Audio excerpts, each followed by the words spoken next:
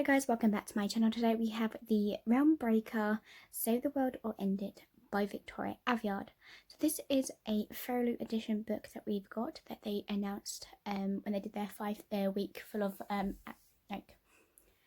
announcements. So this is one of the books I was really looking forward to, and now I've read the book. The book was so interesting. It did take me like maybe a good couple of weeks just to try and get through the book. But to be honest, it was pretty good. I was quite surprised. And obviously when Fairy announced they're doing a new series, meaning this series might be a book series, duology I think, or trilogy, I'm not sure, but I don't know. But this book was so intriguing to read. I did read chapters here and there and try and read as many as I could, but you know, what can I say? This is the front cover. The cover is amazing. You have the sword, you have the hand covered in blood as well, and a bag.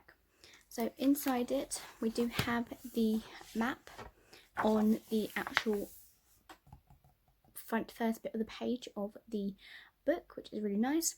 And then we have the sword on the hardback of the book, which is very, very fancy. And then we also do have the spine as well. So it's signed by the author as well, which I do love. So let's talk about more. A strange darkness is growing in the ward. Even sorry if I say any of these names wrong. Even Coriana and Amata can feel it. Tucked away in her small town at the edge of the sea, fate knocks over her door in the form of a mythical immortal and a lethal assassin who tells Cora that she is the last of the ancient lineage with the power to save the world from destruction, because a man who would burn kingdoms to the ground is raising an army unlike any seen before.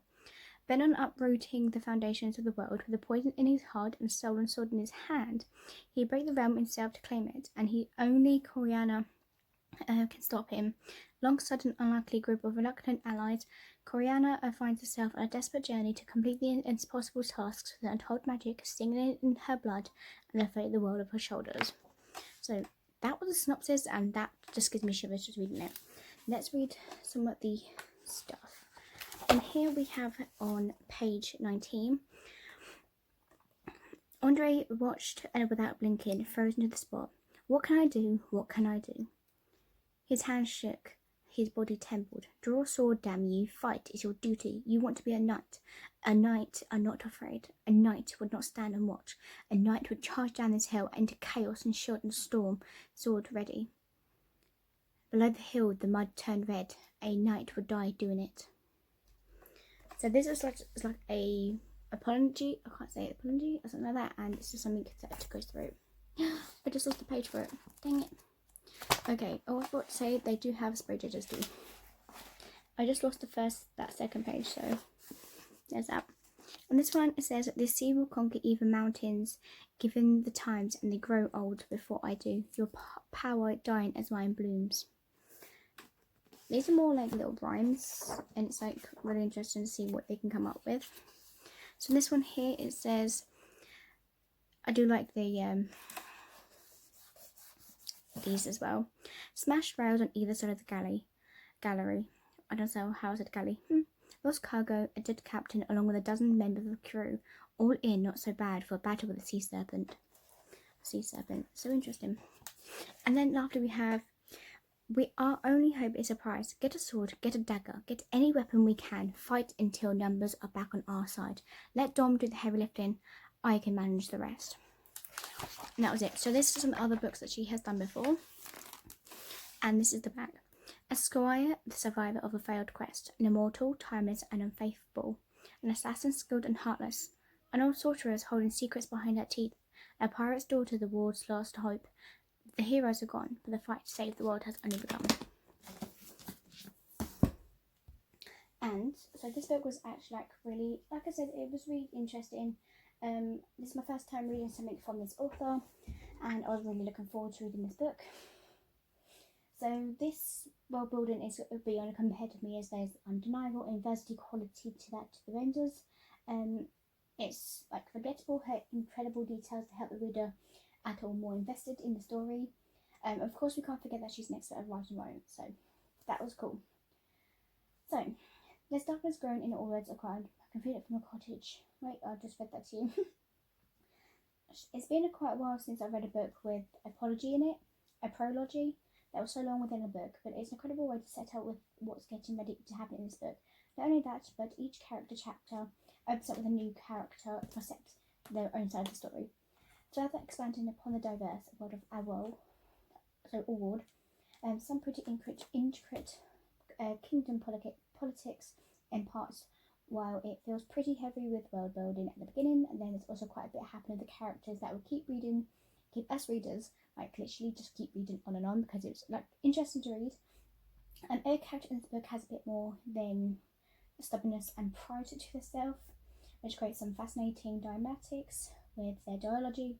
I admit my favourite chapter to read personally was Endra's. She was a monarch, having to hide behind politics, but her thoughts are quite fascinating. On the flip side, Sora's dialogue with other characters, especially with Dom and Corina, how's her name, definitely made me laugh at some times.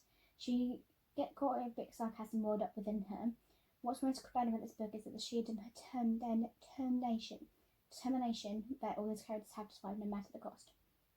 The world of Allworld is done beautiful in its history, specifically with the Spindles and the Spindle Bond. The Spindles are able to open the world to portals to new worlds, but many of them have been lost, and within their loss, the people have travelled to Allworld and forever trapped.